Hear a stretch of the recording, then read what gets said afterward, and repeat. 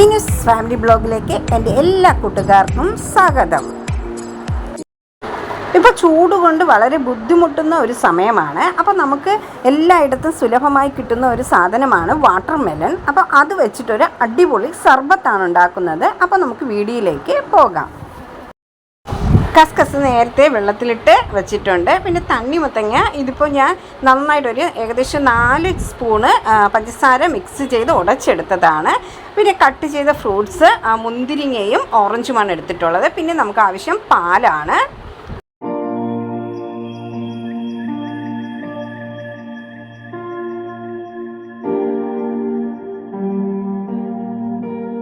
കുറച്ച് കസ്കസ് ചേർത്ത് കൊടുക്കാം.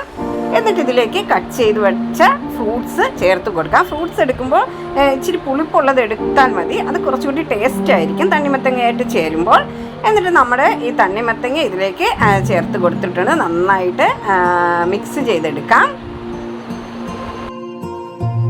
ഇനി ഇതിലേക്ക് കുറച്ച് പാലൊഴിച്ച് കൊടുക്കാം. പാല് നല്ല തണുത്ത പാലാണ്, പ്രത്യേകിച്ച് നമ്മൾ കാച്ചിയതൊന്നുമല്ല, തണുത്ത പാലാണ് ഇതിനു വേണ്ടി ഉപയോഗിച്ചിട്ടുള്ളത്. എന്നിട്ട് നന്നായിട്ട് മിക്സ് ചെയ്ത് കൊടുക്കാം.